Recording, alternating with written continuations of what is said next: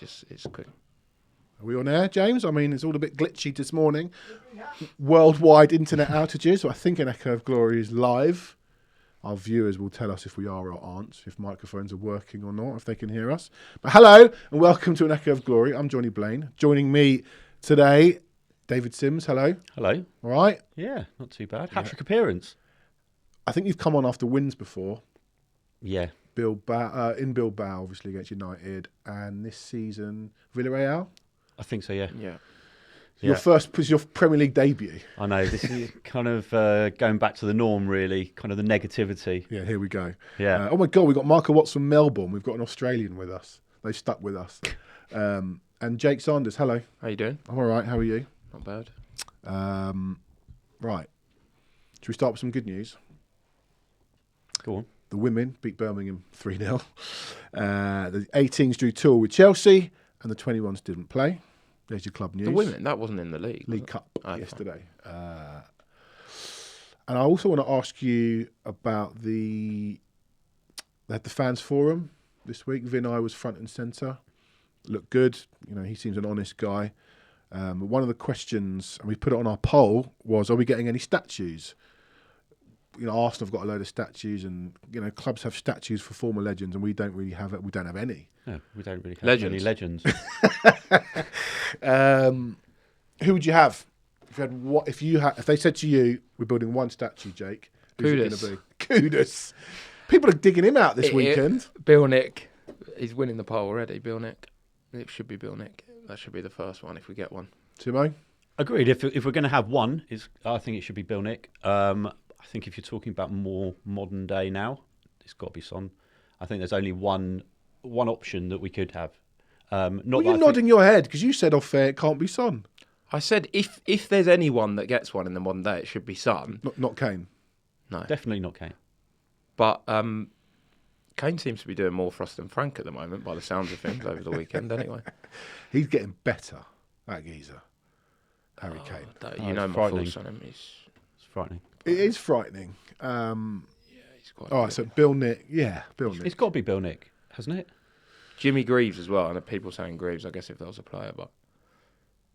Yeah, I think it's. My point was, like, as much as we all absolutely adore Son and he did great and, you know, getting over the line, winning the trophy, but like one trophy, does that constitute a statue these days? But I think we've got to look at it in the context of the club versus other clubs. If you look at an Arsenal or a United or a City, then who would get a I suppose him as well. His whole personality and love, on top of 200 goals, 500 games, however many assists and big moments. Even I said it's very difficult to make a statue. It's like, I don't think you realise the process of how long this takes. This isn't going to be quick. Because Gary Diamond said he'd love one of Son, Graham Roberts, or whoever lifted the 84 trophy, Graham Roberts, and was it Mackay, whoever lifted it in when we won the previous European trophy. My brain's mush this morning. That'd be great, but that'd probably take a long time. But we do need something. They've put the Bill Nick Gates back. Yeah. We'll get a hotel, won't we? Oh, it would be the Bill Nicholson Hotel. There's your statue. It's big. What are you complaining about? Should we do some complaining? Because we can. We can. Yeah, Flanners says, so long as we don't get the guy who did the Ronaldo statue. Remember that? There are some really bad statues out there. That was so brilliant, funny. though. That was amazing. Anything else to report, Jake? Busy working this weekend? Monaco. Oh, no, this weekend. Well, you're going to Monaco, I know. I was working on Saturday, which was very nice. As anyone that works in my industry will know, you want a big story as early as possible. Do you know what? When I obviously after the game, I was speaking with our guy at Forest, our Chelsea reporter, and I said to him at full time when he just filed his report, I said, can you file me a news story of Ange being sacked? Because I've got a real good feeling that this is going to happen quickly. And 18 minutes later. So I was working on Saturday, and the guy I was working with also works for Sky. He's working with me at the Premier League, but he also does a lot of Sky. And he got an email 16 minutes after full time. Did you get that? He called me. He called me and said, "Statement, sack." You sort of announce it to the office, to the digital desk. You know, get a story out, and then I went on Forest Twitter, and it's obviously not out yet. Right, exactly. Because obviously the journalists and stuff get it first, and then Forest are in that time sorting it out. So we have to wait. At the Premier League, we have to wait till it's official. But it was obviously official because we'd seen the email. We have to wait another 2 minutes. It was mad to work on that. It's great, isn't it? Well, it's amazing when it comes at that time as well. For us, you're analysing, what was the early kickoff? It was Forest Chelsea. Of course, sorry, you're just doing goals, and it's like, let's look at these Forest corners again. It's like, hang on, we've actually got a story to talk about. And you're just about to preview City Everton. This is gold when you work it in the media. And considering, as you'll know as well, that chairmen love to sack managers late in the evening. We had it a few times with, I think, Conte. I remember Conte being really late on a Sunday night, and it's a nightmare if you're on a news desk doing it that late. Marinakis disappeared after about an hour. You sort of thought, this is done. Someone on Twitter said, when Marinakis disappears from his chair, it's like that scene in Jurassic Park when the gates are open. You just know something bad is about to happen. I know. I do want to touch on it, and I know sometimes you get a bit annoyed while we're talking about Ange. He was our manager no more than 4 months ago, and we've all still got our eyes on him. I said I felt sorry for him after that. The way that he got treated for that game wasn't nice on a human level. Yeah. Knowing that there'd been 2 weeks of talk about Sean Dyche and this manager, and he sort of hung him out to dry and basically didn't want a new manager to manage that game. That's the way I saw it. And they knew they were going to lose, and it had already been, because you don't sack someone 18 minutes. But why did they wait 2 weeks during the international Because he maybe break? didn't want to get a new manager in, Chelsea at home. But it was strange because if you watch their first half performance, they were good. They were really good.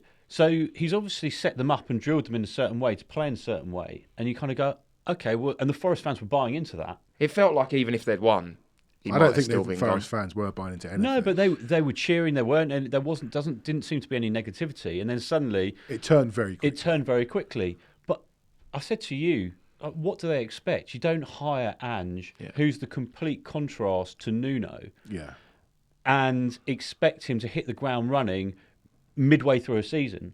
You know, he needs a pre-season. He needs to drill those players to play in a certain way. He needs to have Dave, that time. He's not a Premier League manager. Not for this league. But I agree with you. But you've got to take it on a certain level. And I thought they hung him out to dry. Forest were good at defending set pieces. He's come in, they've conceded 11. 11. Twice as many as anybody else in the 7 weeks he's been here. That is crazy. 39 days, shortest Premier League reign of any manager sacked in the season. Well, it's the shortest permanent. Well, Allardyce was 40 days. That's not a permanent manager. We had this debate at work. If Allardyce had kept them up, he'd have stayed. So kind of, yeah. Yeah, but they appointed him on a four game basis. Anyway, it's short. 39 days. I feel for the guy. Listen, it wasn't nice. My point is when people are hammering him, Spurs fans, you know, and I've hammered him. He should just be remembered as the guy that won us the Europa League. That's it. Yeah. That's how it should be left. That now statue. Not on our list. He'd probably pay for it himself now, just with all the money he gets from being sacked. Well, there was that funny photo of him, which after the game came around, of him smiling, taking a selfie. Well, a fan was taking a selfie of him, as if it was like, I got 8 million coming my way. Ain't that bad? Being a bad football manager pays, right? Yeah. Okay. I was going to say talking of bad football managers. I don't mean that. Let's talk about a bad performance at home to Aston Villa. So we lined up when a team came out like this: Vicario, Porro, Romero, Van der Ven, Spence, Paulinho, Bentancur, Kudus, Simons, Odebertel. First thoughts are, where's Udogie? We hear that Udogie has got a little knock or a tweak on training with Italy. I don't think he even played. He didn't play. No, so that happened. And then 15 minutes later, we hear that Romero's injured himself in the warm-up. Big Kev comes in. Did you see the quotes, by the way, from Van der Ven? This wasn't in the warm-up. Okay. He'd been carrying it. So he tried to play. I think Frank said that as well, didn't he? Oh, what was it, Frank? I think he said he's been carrying it for a few days in training, and then they thought he was going to be able to make it through. Because it sounded like Danso knew there was a chance. He was waiting. Yeah. Okay. Okay. So neither of them started. A little bit frustrating for me. We've had so many injuries over the last few years. We're a bit used to it now. The same players getting niggly little injuries is very frustrating. As James says on our messages here, Udogie and Romero would have helped. Don't know about Romero. I thought Big Kev did okay. He did Romero's well. Villa barely had any attacks. Like the goals were both a bit freakish. So. Yeah, Udogie definitely, like a left-footed player on the left. Hello, that would be really useful. But forget the Romero injury thing. When the team came out, it's more to do with those in front of him, all of them in front. What were your thoughts when you saw the team? Well, it was like, we're going to see more of the same that we've seen in the last 2 games. Everyone's saying, oh, we should have been there. Everyone's thinking the same thing. Yeah. Everyone's thinking, play Bergvall, play Sarr, and not even in hindsight. Just free him up. Like, we all sort of said, this is going to be another painful 90 minutes. We all sort of thought the same. I mean, we discussed it, I think, when I last came on after Villarreal, and we said the person that's got to play is Sarr, to give us the energy and the legs and to break on beyond. He seems to have dropped off the radar. Sarr's hardly played and for he didn't about a play month. him. And again, when I saw that team sheet, it's like there's players on there that when you see them, you're like, straight away. In the same way that when I used to see Winks on the team sheet, I used to just so who's cringe. that player now then? Well, Tell is one of those players. And when I see Palhinha and Bentancur on the same team sheet, I'm like, again, at home, why are we doing that? Well, do you know what? It's funny, because when the team came out, I said, and I think I was right to say this, I thought, that's such a beatable Villa team. No Watkins, that Gesson, Marlon, not too sure about them, and they were pretty poor, both of them. Yeah. But you went, but they'll be thinking the same. And I said, I completely agree. You look at that team, no Romero, no Adogi, no proper striker, Odobert, a 2 midfield, which is quite, we know all about. Simmons, who, we're all desperate to get going, and he's really sort of struggling. Not really a lot else. It was the same sort of thing. It was, give it to Kudus, hope he can turn into Messi. If not, maybe lob a Danso throw in. Well, I think that's the part of the problem now with Kudus, is because there isn't a viable option on the left, that everything's now really going down the right, and they're just doubling up on Kudus, and he's getting no real joy. So whatever the option is on the left, it needs to be better than what we've currently got. And actually, I say that, but I thought Odobert did okay yesterday. But okay is not enough. No, it's not enough, but it's better than what Tell would have done out there. But we need to try and get either Kolo Muani down there or Richarlison on the left, something that's going to give us a bit more of an option. It feels like AVB Bow to me, Frank and Kudus. That's what it feels like. I was getting that vibes, especially in the home games, of that crazy period when Bow would not even do a lot and just put one in the top corner. That's what it feels like. Relying on him. Just waiting for a really, really, really good player to step up and not really having much of a plan. Yeah. FM Sank, 2 comments here. He says Sarr being rested. I think it was him who said that. Yeah, Sarr being rested for Wednesday. Sorry, the next game was your most important. Sarr should be playing. He started off really well this season, disappeared off the radar. Sarr has got, I think, the energy levels better than anyone else in our side. Right, so he can play twice, thanks. Sarr has to play and he also says, Villa have won 5 in a row. Why would they be beatable? Well, they haven't won away from home. They'd only won 4 in a row. And the 2 in the Premier League were Fulham and Burnley at home. So, and I really rate Villa. Bologna at home. Bologna at home. You should be fine all the way. Fine, but they're not pulling up trees, Villa.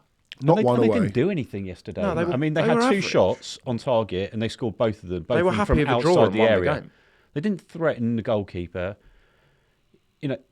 I thought we defended on the whole pretty well. Danso and Van der Ven gave them nothing. I said to my mate after the game, as a Villa fan, you were happy with a draw, 20 minutes to go. I said, yeah, thrilled. And they won the game. They didn't do anything. They sleptwalked into a win when they weren't even trying to. Yeah. They weren't. Yeah. I do want to talk about Palhinha and Bentancur. I got some abuse on Twitter from someone. Are you still having a pop at people for saying Palhinha isn't progressive? I know Palhinha isn't progressive, but what he is incredible. We sat there and you said to me, how many tackles has he won? His tackle percentage must have been, I'll have a look in a sec. He was man of the match. He was absolutely brilliant. He should be the first name on the team sheet. I know it's a bit of a saying, but... He's not the problem. That's what we need. Right. He's not the problem. Find but you someone... can't have someone that sits alongside him and doesn't. Agree. He's not the problem. Yeah. He was like the main source of our attacks yesterday, just by winning the ball back. Yeah. No one... Honestly, this is going to sound... But no one in Europe can do what he does. No one. But he was winning the ball. You cannot find me another player that does that. Tackles he is the best player in Europe at that. I know he's limited, but that's fine if you've got a Bergvall or Sarr or someone else next to him. But he wasn't just winning it on the edge of his box. He was winning it high up on the halfway line and allowing us to then break again. The fact that we then had Odobert, Tell, who were then breaking and doing nothing with it was the problem.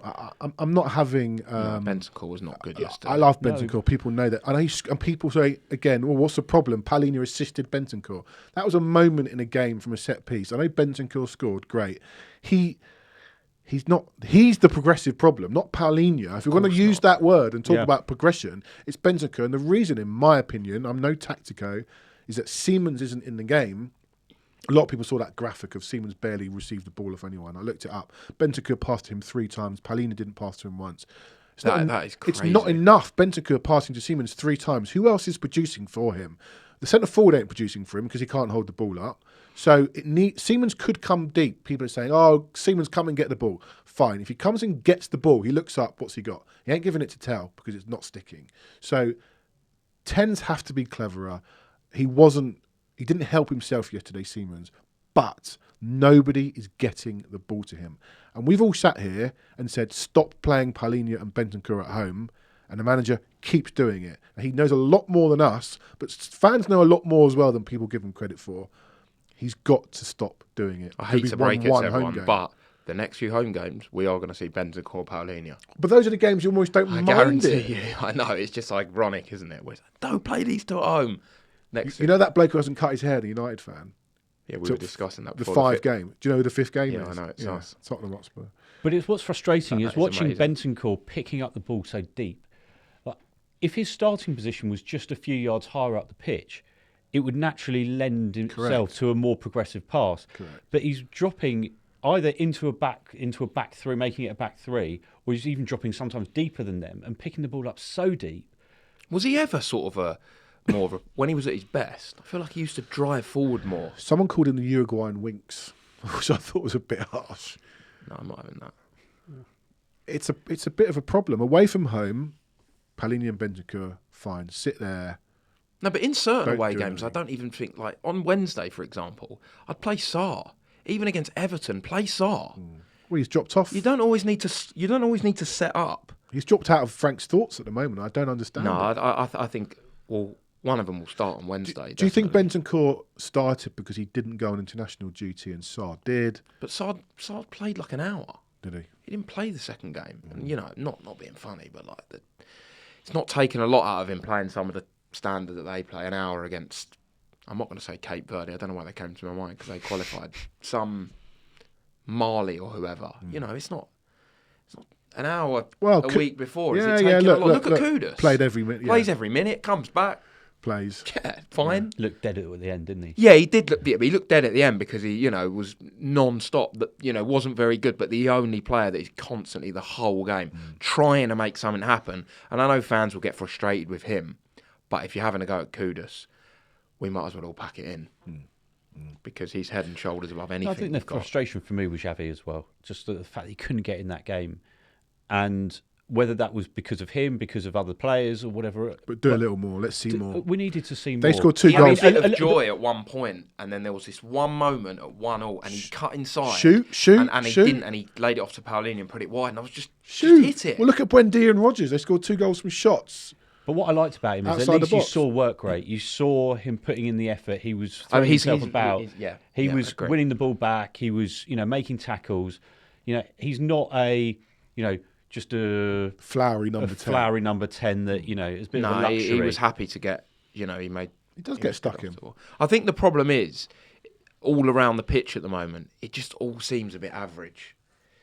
And I'm not saying we're a really poor side, and I'm not saying I think we should be a top side. And, it just feels all a bit average. We're a couple of players away from being a good side, I think.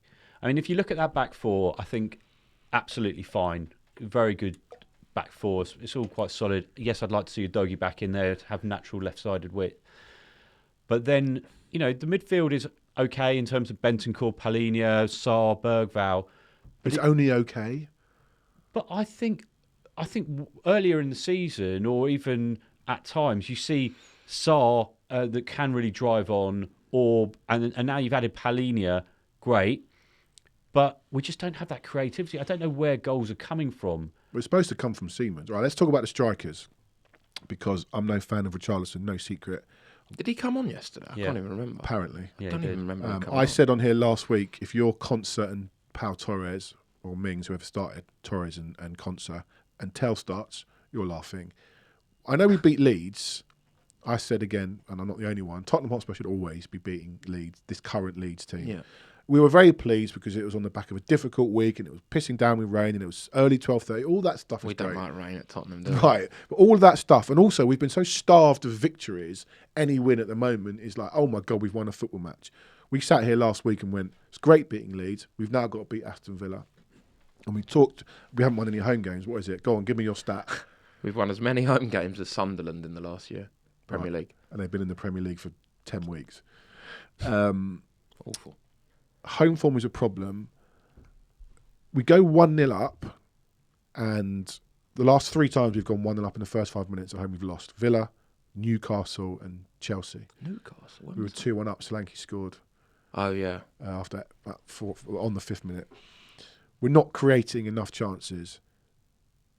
The first thing Tell did, that control he did in the first 5 minutes. Oh, I hate that kind of thing. It just into always. his feet. Oh, Right. my God. I'm not going to sit and criticise the guy. He's not a centre forward, whatever. But he's not anything. That's the problem. I don't necessarily want to go down a Tell rabbit hole.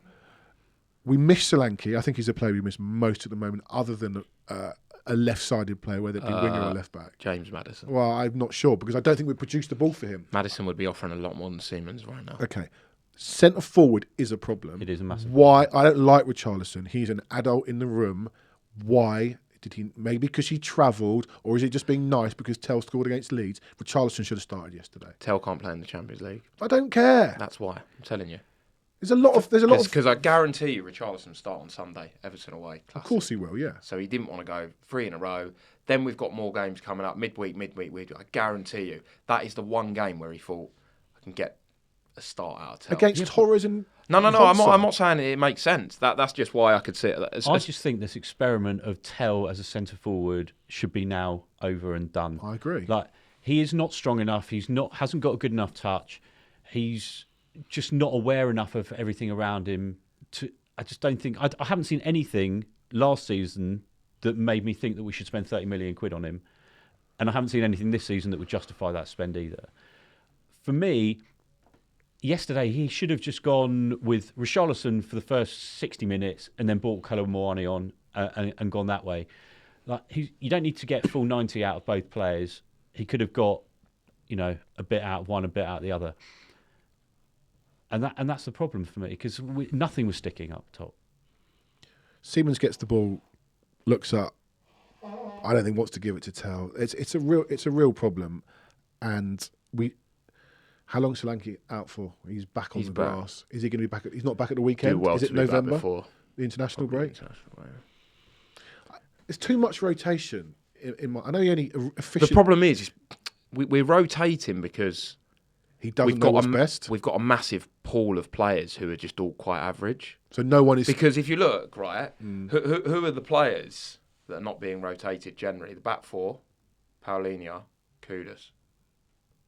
And no one else is staking. There's a reason. No one else is actually staking a claim. Six, I know Spence is great and whatever, and we're all massive Spence fans, and he can play on the right or the left. But generally, we know that those four are our best: Paulinho, Kudus, and I'll say Vicario, although whatever. Because there's four players, which is Johnson, Richarlison, Colomboani, Tell, Odebear, Bergvall, Sarr, Bentancur, Gray. That is the pool of those four positions, which is just constantly being rotated. Because everyone's going, like you and like me, go, I can't believe Tell and Odebear are starting. Who do you want starting instead of them? Johnson and Richarlison? No, Richarlison and Colomboani. And I appreciate but as behind. of now, Colomboani can't start, right? You desperately want Richarlison in there? Not really. Just by default. Yeah. And that's the point when you say, well, why are we rotating? Look down the road. They don't rotate because they've got top quality all over the pitch. They might rotate a left winger, right? Maybe Martinelli or whatever. But it's because, they've got a striker who's actually, ironically, not very good. They've got the number 10, they've got the two centre midfielders, they've got the right winger. When we were good teams don't rotate. When you've got quality players, you don't need to rotate. Unless you're Man City, who have got this crazy pool of talent. Well, they actually don't have a massive squad. City. It's no, Arsenal but still, City can make 3-4 changes. They bring in Doku, they bring in Savinho, they bring in Foden. We can't do that. Yeah. That's why we're rotating. I totally agree with you, but I would still play your But at the moment, he's trying to stick with them. Odobert started like 5 games in a row. I'd still be playing your supposed best number 9, which is Richarlison. At the start of the season, for the first 4 games, PSG included, we were, even your Bentancurs and your Paulinas were pinging the ball into Richarlison. It was sticking. But not only that, they were getting round him. The gap between our centre forward and anybody else is huge. When Watkins came on for Villa yesterday, that was the first time they looked dangerous. Why? He stretched us. He's a proper 9. He understands where to move. He understands how to ruffle up defenders. And they got in behind a couple of times, offside, and Danso and Van der Ven. We haven't had that all season. We haven't had a player in behind one-on-one for years, genuinely. But I think the other thing with Richarlison is Richarlison understands the defensive aspect of the game better as well. So his press and the way that he tries to win the ball back is much better and more aggressive than Tel. So Tel just seems like he's just running to try and chase a ball. Yeah. Whereas Richarlison actually is putting them under pressure, positioning himself to kind of. Well, he's a proper number 9. I don't think he's very good, but he's a proper 9. He knows the position. And you alluded to it in the PSG game at the beginning of the season against Burnley or whatever. He held the ball up well. He was a real nuisance. He was probably some of the best performances that we've seen. That's a really good word. Do you know what? That's a really good word, actually. Nuisance. Tel ain't a nuisance. And games past Tel by. Yeah, and the least you need to be as a centre forward is a nuisance. That's what's amongst all the other attributes. That's what Solanke is. And sometimes nuisance is almost a bit of a patronising way to describe a striker who doesn't really do much else, and it's like, but when you play Sunday League, you just go on and make a nuisance of yourself. But do that at least. Yeah, at least, and cause a bit, almost like Darwin Nunez, cause a bit of chaos. And Richarlison has got much more than that. Yeah. But that's what he doesn't even, sort of give us anything. Yeah, I mean, look, he actually did once. He pressed and won a corner early on, but apart from that, he doesn't. Do you know what? Scarlett over Tel. I actually was thinking that in the shower this morning. I was thinking. You're thinking about Dane Scarlett in the shower. I was thinking about coming on here, talking about whatever, and I just thought, do you know what? Scarlett, he would offer as much as Tel is offering now, I think. And he's people have said it. And he's one of our own players, and we should be trying to develop that rather than spending 30 million. Imagine the backlash if Dane Scarlett started a Premier League or Champions League game at the moment. Imagine, and we lost. Imagine. It'd be awful. Well, I can imagine it. All right, so 1-0 I'm not saying I'd have done it. I was just thinking about it this morning. 1-0 up. I don't want to know what you think. I was going to say we could have a series of what does David think about in the shower. There you go. Let's do a poll. 1-0 up, and Kudus. You were watching it. How far offside was Kudus? Yeah, it was one of those ones where you sort of thought you didn't need to be offside there. That's why I said the goal would have been the same. I'm not blaming Kudus that much. It's one of them things, he's so desperate to burst forward. And, the way he took the ball down and finished it was absolutely brilliant. But it was frustrating. My first thought was not, when you watch a goal, was it off how far offside it was? Did you need to be offside? No. And he didn't. It's a great ball. I didn't see it again, but did Martinez... He should have saved it. Should have saved it. Yeah. It looked like it. Most overrated goalkeeper for years. The frustrating offside for me was that Sarr at the end as well. Oh, when the ball was played into the box, and he's looking across the line. By the way, Scarlett does not have more goals and assists for Spurs than Tel in 2025. That's absolute nonsense.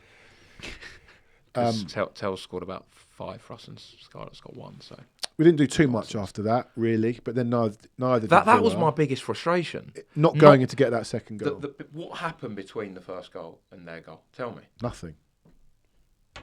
We had a few moments where Odobert got one-on-one with the right back, Matty Cash, and then Tel had a moment too, but there was a lack of quality. There was a few times when Odobert was down the left, and I don't know if you would have seen it in the stadium, Simmons was picking up a lovely spot on the penalty area. Yes, he didn't pull it. Odobert didn't know, and this is the biggest frustration with Odobert, and a lot of wingers, but when you're attacking your fullback, you should have a vision. I'm going to cut inside, I'm going to shoot, or I'm going to go down, and he just didn't do either. There was one, didn't he, where he cut inside and shot, and Martinez spilled it. And he did really well, and that was perfect. In the rain, and he, on another day, that's a goal. If we had a centre forward on the pitch, we would have scored, and I was fine with that. But there's too many where he picks up the ball in loads of space, and you really want a top-quality winger to either go down the outside and get a ball in or cut inside and shoot, and he doesn't know what he wants to do. Yeah. But then Morgan Rogers pops up, class player, really class player. Did spend most of the game on the floor. He was whinging a lot. Hits a shot, and we both... I mean, the moment he hit it, it looked like it was in. Vicario concedes from outside the box again, ole. Has that happened that many times? Yeah. I mean, for me, I was on Vicario watching that Bayern game where they scored 6... Like what looked like... You couldn't wait for days looked like this, 7 worldies, but... But as you know, like from last season, I said to you, he's not good enough. We need a new keeper. And you said, we've got bigger problems. I think we do. And we still do have We still do. We do have bigger problems, but he's part of a problem as well. Right. I was sitting West Upper in line with the Rogers shot. I haven't got a great view of where Vicario was. I put on our group, think he should probably do better. I jumped the gun. Yeah. And just went, that's horrific goalkeeper. Jake Robson having a pop at me. Love Jake Robson, but loves to have a pop at me. Wait till you see the replay. So obviously I go online, find the replay. I'm like, he's way too... But fans always look at goalkeeping potential mistakes and shots that go in different ways. There's like a load of fans that would watch that goal and go, the first thing they'd think is, what a strike, that has moved. But it was a good no strike. Goalkeeper saves that in the world. Whereas a lot of people will go, I know we're hot on Vicario at the moment, but, when that goal goes in, straight away you think, that didn't look right. Let me get my name drop in anyway. So I'm sat there having a row with Jake Robson while I'm in the ground, and he's telling me that I don't know anything about goalkeeping, which is correct. I've played in goal at the base level of football. I don't know anything about goalkeeping. So I thought I'd message my mate Shay Given and ask him if he thought that Vicario was out of position. He was like, yeah. So obviously I dropped that in and said, well, I've got your goalkeeping expert. And I've watched it back a few times. And I said to you after the Bodo goal, I think it was the first Bodo goal, where it's a really nice finish into the corner. And I don't really expect him to save it, but he was a step too far to the right this time. And that's what happened with the Brighton goal, by the way, as well. Do you think that's him just trying to get a line of sight on the ball, and he's taken a shift to kind of have a look, and now he's too far to the left?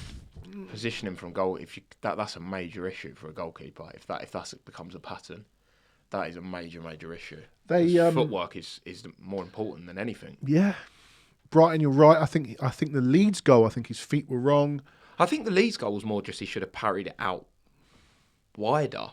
I don't think he did anything wrong there. That wasn't positioning, but he's positioning. Because you didn't. My first thought was this has gone in the top corner. What a strike! It's gone in. What one? The Rogers. Oh no! It's not gone in the far corner. No, it hasn't. This has gone in the top corner. No, the Rogers. No, it hasn't. Oh, no, I thought it had. Oh no! See, I was obviously watching it on the telly and thought, well, that's gone straight down the middle. We were talking about it yesterday, and it's like he is basically Lloris. There's no real difference. Very good shot stoppers, excellent shot stoppers, reflexes, reactions. Something's coming at you in the box or whatever else, and it gets in the way. But from distance, they both have their issues, and I think we can upgrade. And just with his feet, he's not good enough either. Do you agree with the calls to pick Kinski? No, I still don't. Not as bad as poor as I think he's been recently. I'm not ready for a 21-year-old. Kinski didn't show anything in the 2 months. I actually saw a clip doing the rounds on Twitter today of that Liverpool semi-final where everyone got far too excited just because we'd had Fraser Forster and Brandon Austin in goal. He made 2 saves in that game. One of them was with his body, and one of them was a nice reflex from, I think it was a Nunez flick. Yeah. But then, two days or however many it was, a week or 2 later, he was terrible against Arsenal and didn't really... during that period, it was like, we need Vicario back quickly. Villa as well in that cup. Yeah, so I'm not... And I know he made a brilliant save against Doncaster, fine, whatever. And he's obviously a talented guy, but I don't think we really need him coming in. That role in the Premier League. If we've got a problem with Vicario, we go out in the summer and address it. Yeah, it might be on the list, but it's not top of the list. But also, he's part of that leadership group. But do you not think that's part of the problem? You put him in the leadership group, and I don't know how much of a leader he is. It's just he shouts a lot. He waves his hands around. He He shouts a lot when we can see when he's full. He was hugging Van der Ven at one point at 1-0. But even after at a corner or a throw-in, he's rushing out and just causing chaos. I just want to see my keeper being calm and focused and setting everyone up, being really organised. But it just seems like he's a really emotional guy. Yeah, he is. That doesn't instill that confidence in everyone. goalkeepers shouldn't be rash. And making him part of a leadership group is part of an issue for me, because then you kind of almost can't drop him, or you can't replace him because, actually, he's one of the 3 leaders in that. If we didn't have Vic this season, the table would not be worth looking at. George says, I'll say it a bit louder so people can hear. If we didn't have Vic this season, the table would not be worth looking at. I don't remember him keeping us in any games. Is that what he's saying? I mean, yeah, I guess he made a save late on against Leeds, but having thrown one in against Leeds. City, but I don't think he's. No, he's not. No. I don't think he's all right, so that 1-1, I wouldn't say created a chance, but long throws are a real asset across the league now. We got one in Big Kev. Odebear has to score. I've not seen it back. Just score. It's one of them ones that just drops for him, and you just think you could almost go, it's a bit unfortunate because he's connected well and it hit Konza. But just score. Just score. You're a professional footballer. You've got a massive, massive target to aim at. Just don't hit the other bloke that you shouldn't hit, basically. Yeah. And I thought it was a penalty, but whatever. I'm not going to get into it. Has it hit his hand? Yeah, he did. Well, it was one of those ones where Konza was like this. No, it was Kamara, wasn't it? Was it Konza? I thought it was Konza. I think it might. Someone remind me in the comment. I thought it was, his hands were like this, but I don't know. In this day and age, it was a classic I've seen him give him, but just score. Just score. And then nothing really happened. It was a flat game. It could have gone either way. It started to open up a little bit, and we were sat there thinking this could benefit us if it starts to become a little bit of a basketball match. I actually really thought we could go and get something from it. We should have. Well, we created a few chances. It seemed like the energy in the stadium was picking up a little bit.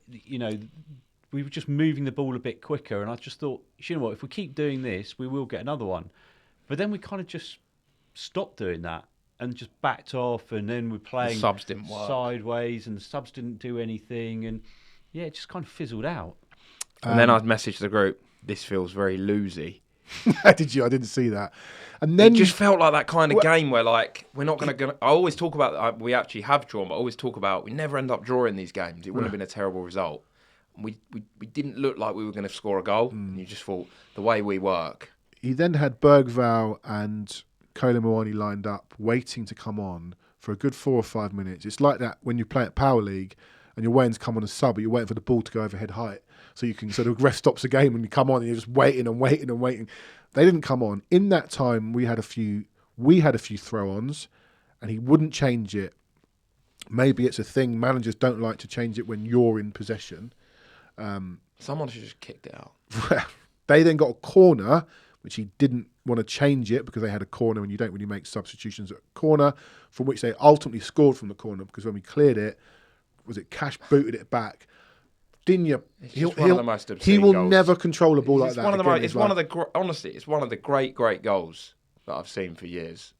Unfortunately, it was against us, but I know no one likes to wax lyrical over a goal against us, but technical ability from them 3 players was off the scale. And I'm glad you bring up that point, technical ability, because those are the moments that win you games. When Buendia came on, we were like, he's not top class, but he wears the number quality. 10. He's got a bit of quality about him, and he just curls that into the corner. We talked about Simons. He's barely had a shot for us. I think he has. He had one against Villarreal early, didn't he? West Ham blazed over the bar. West Ham had a shot wide. Villarreal. A couple of moments, certainly in the second half, he had chances to shoot. Those are the moments in those games where, especially when it's wet as well, and it could skid off. That's what I was saying about Odebear, and Martinez is really suspect. So since the start of last season, we've now dropped more points at home in the Premier League. Anywhere. 19 points we've dropped from winning positions. There's a lot of scars left over still, aren't there? I think so, but I just don't understand why there are. You've got a new manager, a new coaching staff. Those players should be good enough. Because I don't know what the percentage is, but most of them were still here last season. Who's new? Palhinha, Kudus, Simons. 1 shot on target in 5 games. Simons. 4 shots, 1 on target. Most of that team is a spillover from last season. 3 home wins in 18. Bloody hell. No team should be doing that. So Tottenham Hotspur should not be doing that. I want to ask people who have been criticising the fans. In fact, Jed Spence came out and said the fans need to support us more. It's works both ways. Yeah. It's a 2-way I see a lot of people, fans do it as well, saying, the atmosphere's crap, and you need to give fans something to get behind. Anyone that was anyone that had a season ticket or used to regularly go at White Hart Lane in them final 2 seasons where we were brilliant at home, the atmosphere was unbelievable. Every week, West Brom, Stokes, early kickoff. I'm not going to say it was rocking, but it was a great atmosphere every single week. Fans need to be entertained. It's hard to get behind it when there's not much going on the pitch. It is hard. Correct. And I actually think we do get behind. No Premier League ground is jumping. Liverpool were 2-1 down yesterday in their biggest game. It was flat from the 70th minute onwards. Jake, you're a man with a good memory. It is our worst home start in the Premier League since 08-09. Do you remember those games? Sunderland at home, first one. Yep. Hull was the 4th. Wigan. And a 2-1 defeat to Aston Villa, which I don't remember. I have a feeling that was when Gomez was making howlers. Hull, was that the guy Giovanni who scored a free kick? He scored at the Emirates one week and then at us the other week. That was really bad. But on a more positive note, check the last 5 months at home in that season. Well, ironically, actually, we didn't concede for 5 months at home. So 2008 being the last time we won a trophy, we then start the home season terribly, like we have done this season. It was 2 points from 8 games at that point. We then beat Bolton, and then Liverpool when Harry came in. Yes, you're right. So we won loads of games: 1-0, 1-0, 2-0. Middlesbrough 4-0. Chelsea, West Ham, Newcastle, and West Brom all 1-0. Was the first game of that season where we lost 1-0 to Middlesbrough? Yeah. That was like that whole Berbatov. I was in maybe Central got America left out, we were in a hostel, and we'd managed to get find a channel to play it, and everyone else had gone out, and I was like, no, I'm going to watch this, and it was so diabolical. Middlesbrough away. We started defeat Middlesbrough, defeat. I was there, and Berbatov. That was Berbatov didn't leaving. Play, did he, or did he come off the bench? Yeah. But that was like when we signed Gio Dos Santos and Fraser Campbell. Yeah, that was bad times. How do we fix the home form? Like I said, we sat here after Leeds and went, that's great, but home form, please. Home performances, please. I mean, I would have taken a scrappy 2-1 win. We need a big win against a big team, maybe a big rival. Have we got any of them coming? Yeah, I don't know, mate. I was a bit concerned by Frank's quotes. I think he they asked him about yesterday, and he sort of said a draw would have been a fair result. We could have won the game. Didn't really like that. I'm not saying I want our manager to pile on, but come on, seriously. What was your XG stat you gave me off air? I think we've 1.5 XG in the last 3 home games in the Prem. Bournemouth did that in one half against us, didn't they? Yeah. That's bad. I know. I'm not a huge fan of XG. I know sometimes it's not completely accurate, but I think over a period of time, it works. Really bad. But it's true though. Even Forest against Chelsea had, I think, 2 chances over 0.5. But can you tell me, bar Kudus' hitting the bar against Wolves, can you tell me a proper chance we've created in the last 3 from home open games? play? Well, no, not from open. Okay, so Odebear's missing. I guess that is a chance, but I'm talking about a chance created, not that's what I mean. Throw gets lobbed in and it hits someone's back. That's what I mean. A proper chance, even if it was, from a corner, not a ricochet or a bounce of the ball. A proper chance created in 5 hours worth of football at home against 3 teams who are not top teams. Can you tell me? No. I can't think of anything at the top of 5 hours. That is a hell of a long time. That's not one half. But this isn't new, so this isn't just on Frank. I asked you before. I feel like they're scarred. Something is wrong at home, and people are saying it. Maybe it's the fans. It ain't the fans. What's going on? Is it a lack of quality? But Kudus has intent, right? Xavi has, previously in his career, has intent. They've come into the club. Why are they not having that intent when they come here? So there's got to be something else going on, because you want to see these players just pick the ball up and really demand it and want it, and try and make things happen all the time. There doesn't seem to be any intent on the ball other than get it wide. I mean, Kudus has got some intent. He tries to take his full back on, and but that's about it. Well, it's becoming a bit of a theme in home games here. Rely on Kudus, then he blows out with 20 minutes to go because he's absolutely knackered. It happened against, was it Bournemouth? He just looked knackered the last 20 minutes because he's run his absolute socks off. I'd like to and see I him know we also- want more from his end product, but like he's the only player that we've got where the phrase making something happen, we've got no one that can do that. And that's what you need in them games sometimes. But I also was think such that an easy... Odebear and Kudus, they could have swapped wings. They could have tried something different. Yes, there was no invention. There was no nothing just to try and. It didn't take do a lot something to win that game yesterday. Well, that's it didn't, the because look what frustration. Villa did. It didn't take a That's lot. the It was one, frustration. okay, it was a moment of magic, but it could have been from a set piece. It was such a game where you'd have gone, that's a pretty good sign, actually. Again, we're not playing well, and, I know we're worried about performances, but we would have had a really, a brilliant start. And it's like, sometimes doesn't take loads to win a game. It doesn't, especially at home. But what's concerning for me as well is that we played really well against PSG. I know we lost the game, but then we played pretty well against Burnley. And Did we? I think we did okay. Okay. We were fine against Burnley. We Fine, were okay. absolutely fine. It was a professional performance and absolutely. We were what brilliant needed. against City. Very good against City. Yep. And then Since that should have created momentum and That an Bournemouth game impetus. took all the stuffing out of us He's quickly. not been helped by these bloody international breaks as well. When you've just come in and it's stop, start. And the Champions League as well is obviously difficult to deal with, isn't it? Yeah. We're gonna preview Monaco in a second with Andy Scott, French football journalist. These Champions Leagues now with the big group stage, there's a lack of jeopardy. I know people said he's rested Sarr for Wednesday. For me, yesterday was bigger than Wednesday. I think we've said it you've said it a million times on the show before. The Premier League's your bread and butter. Yeah. Right? That's what we should be focused on. That's where we're going to be judged at the end of the season. We're not expecting to win the Champions League, or certainly I'm not anyway. Of course, I think we should be getting into the playoffs. It feels like we're destined for the playoffs. It really does. It feels like we could potentially have a bit of a nothingy final 2 games after Christmas. If we beat Slavia Prague and Copenhagen, that pretty much seals a playoff place. Even if we were to lose to PSG and Monaco, which is not guaranteed, those final 2 games, especially the final game, could feel like a bit irrelevant. I know they're not irrelevant because you can sort of go up high the table and potentially get an easier draw, but it feels like we're going to finish in the playoffs, probably, aren't we?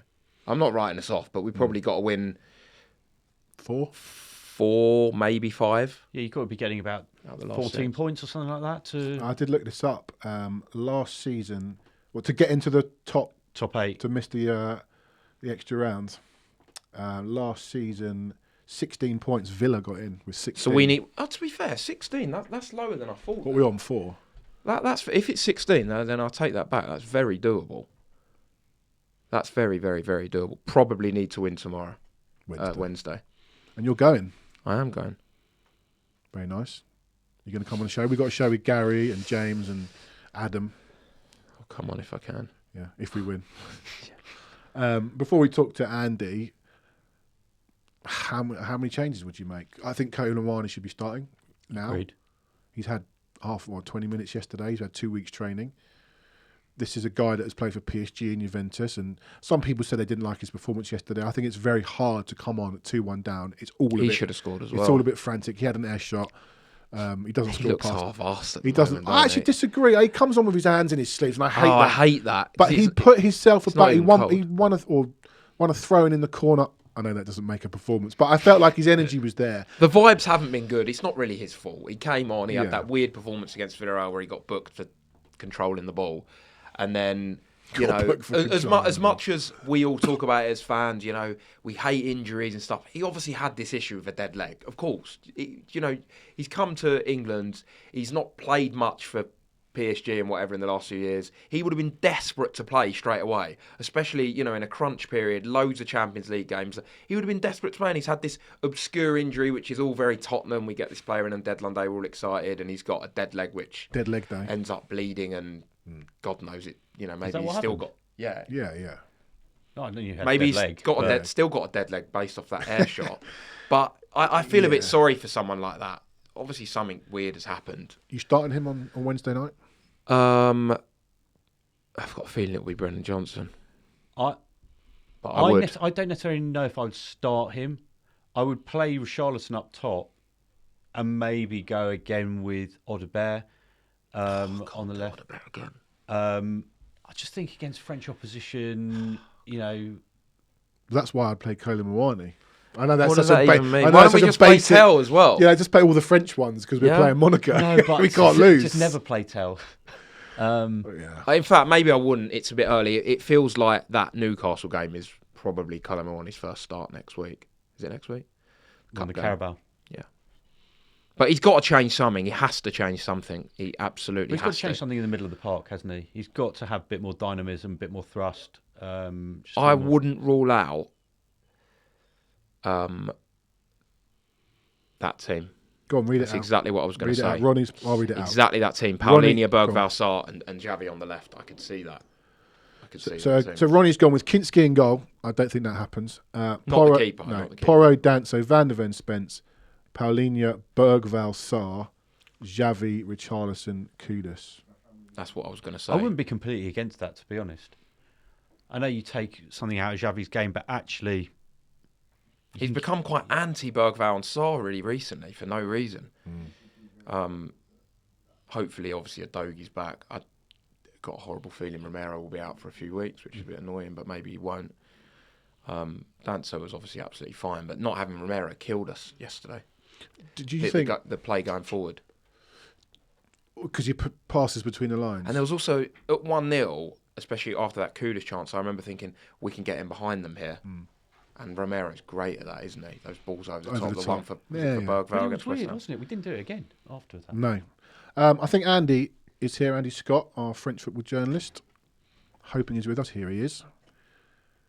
Can you hear us, Andy? Hi guys. Hi, how are you? How you doing? Good, thank you. Thank you for joining us. Maybe- That's all right. My apologies for the slight delay. I had a minor connection problem there, but I've just changed phones, so it should, It's fine. We it can should see be you. fine now. We can hear you. It's all perfect. Maybe you can lighten the mood because we're not in a great mood this morning. We've got Monaco coming up. Before we get into the game itself, a bit of an enigma to me anyway. Historically they've won the league 10 or so years ago. You hear their name, a big name in France, haven't been able to try and break that PSG dynasty. What are they as a football club? That's an interesting question. The first thing I would say is that it's practically impossible for anybody to break PSG's domination of French football. If you look at the gulf financially between them and the rest, the fact that Monaco have won one league title in the last 10 years is you could say is quite good going. But I would agree that since they won it in 2017, I think they might have hoped to win something else in the intervening period. The thing about Monaco is that obviously they are a club that represents the Principality of Monaco. They are a bit of an anomaly in that sense, and of course they have they're renowned for having small crowds, not a huge support, but they have the backing of the Principality. They now have this very wealthy Russian owner, Dmitry Rybolovlev, who's been there for nearly 15 years. They have the financial wherewithal to compete at the top level, and actually within France, they are a big club. I mean, I know that people laugh when they see a Monaco home game with 5,000 or 6,000 people there, but when Monaco go away from home, they have fans all over France who follow them. They're 8-time French champions. They've gone deep into the Champions League plenty times in the past. They are, one of the big 4 or 5 clubs in French football. They're a glamorous name, and they can attract players to play for them because who wouldn't want to go and live down on the Côte d'Azur by the Mediterranean? I think they're a club. They are a draw in a slightly unusual way, and to bring it to the current Monaco team, they are trying to find their place. I think they should be able to compete maybe at a higher level than they have been. But now we're seeing a team that Tottenham are about to play, who have just changed manager, who are struggling for consistency, and it looks like it might be a good time to play them. Yeah, well, quite possibly. But just one more on Monaco as a club. Is it still very much young players? They've got a Russian billionaire, there's loads of money. You'd think of Monaco as just a place where there's just money swilling around the streets. But is it actually at the moment still we get young players, we move them on? Yeah, that's been their model for quite a long time, really. I mean, obviously they understand, I think, their place in the wider hierarchy of football. So, they can't compete at the same level, really, as PSG, as the biggest Premier League teams, as several other clubs around the continent. But they can look to bring through young talents with great potential from, lower ranking clubs around Europe, around the world, and sell them on at a profit. That was a strategy that worked superbly for them with the team that won the league in 2016-17. I mean, I was thinking to myself before that, of course, I was in Monaco for a Monaco Spurs game in, I think, November 2016. In that season, they got to the semi-finals. Monaco and Spurs played each other in the group stage, and I think it was a draw. You guys will remember better than me. I think it was a draw. I can't remember Monaco very well. It's 9 years Monaco ago beat now. us at Wembley. But that Monaco team, of course. We lost twice. Did Monaco year. win? Did Monaco win? Both games were 2-1. Yeah, Monaco won both games. There you go. Thanks for that. Thanks for the reminder. It's a long time ago, like I say. But that Monaco team, obviously, with Mbappe, with Bernardo Silva, with Benjamin Mendy, Thomas Lemar, all these players they sold on. That was the model for them and for other clubs at that time to make huge money. Fabinho, they still want to do that, but in a way, that team was a bit of a one-off, and trying to get back to something like that is very difficult for any club, really. But that remains the model. Yeah, bring through young players, sell them on at a profit, and go again.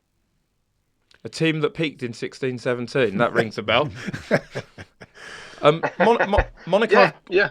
Monaco have got a really strong record against English teams. We've seen them beat Villa last year, and they obviously got a draw against City. They knocked out Arsenal. They obviously beat Spurs both times. However long ago it was, 16-17, we just mentioned. How will Monaco see this game? You know, obviously Tottenham are not on Arsenal, Man United or Liverpool or Chelsea, but how will they sort of see this as a possibility of winning the game?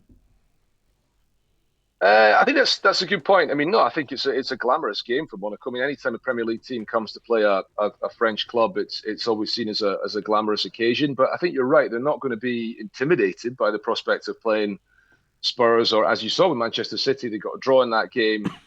I think they would see it as an opportunity to get a result. But of course, again, the context is that this is a club that has just changed coach. Yeah. That has lots of injury problems and is coming off the back of a summer where they sold players and maybe didn't recruit very well. So I think they would like to think that they can compete in the Champions League this season, but maybe they understand that they might not quite be there now to do what they need to do. But I think they look at this as a game that they can take something from. Absolutely, I think it's a game in which if they can get a draw, they would be relatively satisfied. But I think they look at this as a game they could potentially win. You know, they're not intimidated by the prospect of playing Spurs or any Premier League team.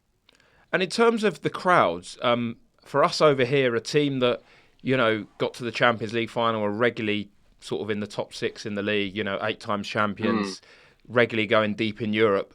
For us here to see a team getting 5,000 at home, which is less than teams get in the 5th tier of English football, that seems extremely bizarre to us. Why exactly is that? Well, because Monaco is a very small place. You know, there's only about 25,000-30,000 people live in Monaco. Many of them are rich athletes or, you know, people from around the world who are not native Monegasques. It's not a place where, and also it's only just along the road from Nice, who have their own club, who have a relatively big support themselves. You know, the surrounding area is not an area that's likely to draw a big crowd to football games. But they do have fans all around the country, which means when they play away from home, they actually take quite a big travelling support. You'll probably see that when, I don't know if Monaco are playing a game in England at any point this season. They've obviously just played City at home. But if they do ever come to England, they'll take a big support with them. And I think that is an anomaly. But, you know, they do have a big support. It's just that you don't see many people at the Stade Louis II, which is an incredible. If anybody who's listened to this is going to the game who's not been there before, Jake's going. It is a unique place to go and watch a game, that's for sure. A totally unique place. It's built above a car park. It's beside a marina. It's you know, you don't get big crowds, but it's an experience like no other. Because from our point of view, we always look at, especially as Spurs fans, you look at your teams you draw in Europe and you think you don't want to be getting a Galatasaray, Fenerbahce, Marseille with that sort of intimidating atmosphere. You look at Monaco and think you can easily go there and get a win. There's not exactly going to be much going on in the stands. I hope so. Was there surprise? I mean, I agree with that. Yeah. Was there surprise at the Was there surprise at the sacking of Adi Huta? And they brought in Pocognoli, who's only had one season as a manager at Union Saint-Gilloise. Was there surprise? I looked at their results. I think they won the game before they sacked him. Was there a surprise? It had been coming for a while. There was a little bit of. I mean, actually, there's been a couple of occasions in the last sort of 18 months when it looked like they might pull the trigger and fire him. He ended up signing a new contract midway through last season, and then a few weeks later, he seemed to be in a very, you know, sugary peg. There were some suggestions they were going to sack him then. They lost to Benfica in the knockout stage playoffs in the Champions League. There was some disappointment around that, and then they kept him. They come into you see this a lot, right, at clubs where they think about sacking the manager, then they stay with him, and then a month into the new season, a couple of bad results, and he's gone. And I was in Monaco they played Metz in a league game about a month ago now. They actually won it 5-2. Ansu Fati scored twice after coming off the bench, but they were dreadful. They were really bad, really disorganized defensively, really sluggish, and they were actually lucky to win the game, which sounds ridiculous because they won 5-2. But their performances have not been very good, and this has been coming. Basically, it's not a surprise that Adi Hütter was fired. It was always seemed to be a question of when, not if. But the appointment of a new coach to come to that is a very interesting one, because this is a guy he's only had one season working as a manager in senior football. Now, he won the league at Union Saint-Gilloise, but they are a club with the investment and the knowledge and all the rest of it of Tony Bloom, who you guys know, the job he's done with Brighton, running that club. He basically is coming from a context where everything seemed to be set up to succeed in Belgium, which is not to take anything away from what he's done. But this is an interesting step for him to see how he can succeed, if he can succeed at Monaco. And he's a new coach, so it's a little bit of unknown for Monaco, and of course for Spurs preparing to play against him. Yeah. So that'll make it very interesting to see how it goes. Andy, I just wanted to ask you, we were linked quite heavily with Akliuch in the summer for that number kind of 10 role. Is he the danger man? Is he someone that we should be looking out for? Oh, yeah. A really superb player coming in off the wing. Just broken into the France team at the beginning of this season. Wonderful talent. I mean, obviously you're saying Spurs were interested in him, linked with him. Other Premier League teams as well. Paris Saint-Germain were linked with him. Inter Milan, I think. This is a guy who's on the radar of all the top European clubs. Wonderful talent. In a way, it's surprising that he stayed at Monaco in the end, but I think they did the right thing keeping him, because they sold one or two other very good players. They have danger all around the front line, actually. If you look at their attack, they've got Minamino, who didn't do well at Liverpool, but is a very good player, Japan captain sometimes. They've got Ansu Fati, who's looking good since he's come in.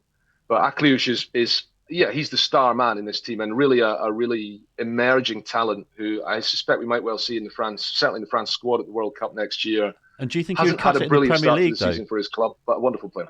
Do you think he'd cut it in the Premier League? Do you think he's strong enough, or he's got kind of the ability to kind of make it in a bit more physical environment? Yeah, I mean, I understand the question. I mean, I think my answer to that is always, look how many guys playing in the Premier League have come from France. The French league is so physical. Yeah.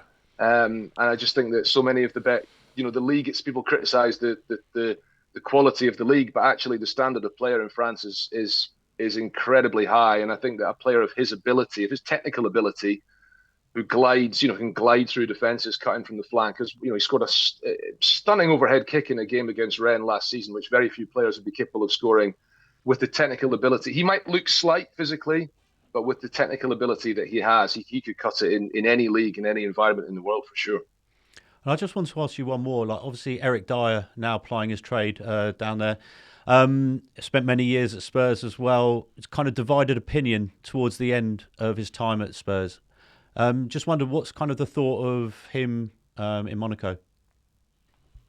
Mm-hmm. Yeah, it's been quite positive so far. I believe he's out of the game, right? Yeah, he picked up an injury in training and is going to be out for a few weeks, which is a shame.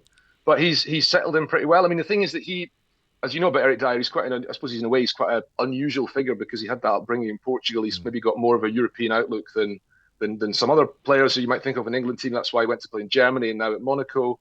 But he's come into a defence which has been very leaky. I touched on it before. They lost 4 goals in Bruges. They were torn apart in that game. So perhaps his influence on the field has not been what you might have hoped for, but he has settled in, I think, to the surroundings very quickly. Of course, he scored the penalty to get a draw against Manchester City. Yeah. He's a player of great calibre, great experience, and I think they were looking to add that kind of experience to the squad, which could be very valuable for what is, largely speaking, still a very young team. So I think that the early signs are promising, but a shame that he's out now for a few weeks, yeah. And just looking ahead to Wednesday, I'm just looking at Monaco's home form. Certainly this season, unbeaten, scored, I think, 15, but they've conceded at least 2 in 4 of the 5 games. Spurs, I don't know how much you've seen of Spurs, but patchy, better away than we are at home. I've got a bit of a fear for this game. When you start talking about those players, Akliouche, Minamino, Fati, no, but good technical players. I don't know. They were good against City. They looked powerful, Monaco. How do you see the game going? Yeah, I mean, City did dominate that game. If you look at the brief highlight, I mean, City hit the crossbar twice. Monaco got a late equal. I mean, it could have been a big win for City, but it ended up being a draw. I just think you're right. I mean, they have got great players in attack. They do have problems in defence. The other thing is they've got big problems in midfield. I mean, their best midfielders, Denis Zakaria, who's the captain, who had a brief spell at Chelsea, didn't work out from there, but a very good player. He's been injured and is injured for a while. Lamine Camara, who's one of the most exciting young players in African football, midfielder from Senegal, he's been out. Paul Pogba, who they signed in the summer, obviously hadn't played for a long time. Yeah. He's not been fit to play. So they actually have hardly anybody in the midfield. So, people always say the midfield is where games of football are won. I think this really might be the case this time. Spurs, listen, you guys have so many attacking options. Whether it's coming together or not is a different question. But you look at the attacking options you have. You look at Monaco's weaknesses in defence. I mean, I think your point you made about Monaco doing well against English teams is a good one. I think that they will not be intimidated by playing this fixture. But I think if you're Spurs, you have to be looking at it as a possibility to go there, get a couple of goals, pinpoint this defence. And actually should be a really, I wouldn't like to sort of predict what's going to happen, but it should be a really enjoyable game, given what I'm just saying about this Monaco team, how unpredictable they are, how exciting they can be, the chance for Spurs maybe to pick them off. Should be a really interesting game. Well, they've not lost at home since February against Benfica, who beat them twice last season, I've noticed, at home. Prediction, are Spurs going to come home with 0, 1, 3? What's going to happen? Well, I just said I don't like to give predictions, but no, I mean, let's say a draw. Shall we say a draw? I mean, I think, Monaco's home record is notable. Let's say a draw. A draw, and everybody can go home happy, and hopefully the Spurs fans can get some nice weather down by the Mediterranean and enjoy the trip, because it is a stunning part of the world, and that's something to bear in mind as well. Well, Jake's going. Hopefully he comes back with 3 points. Andy, thank you so much for joining us. We'll speak to you before we play PSG in the Champions League final in May. We'll do that then. Pleasure. Thanks, excellent. Thanks, cheers. guys. All the best. Enjoy the game. Thank you. See you later. Cheers. Bye. Bye-bye. Look at you going to think about the weather. I mean, it's pissing down outside here, and you're off to Monaco. He's already dressed for it. He's in his shorts. He's brilliant, by the way. Yeah. Top stuff. I know you looked at me when I said I picked up those players. No, but it's do you know you should be worried about? Who? Balogun. Hey, they got him. He scored at the weekend. I bet you he starts. They've got some. That's the kind of thing that would go against us, wouldn't it? I was just looking through their squad. So was that. They got Thilo Kehrer. He's no good. No, just interesting to see. West Ham. Ansu Fati, was he at Brighton, Fati? Yeah, barely played. Zakaria. Yeah, was injured, he said.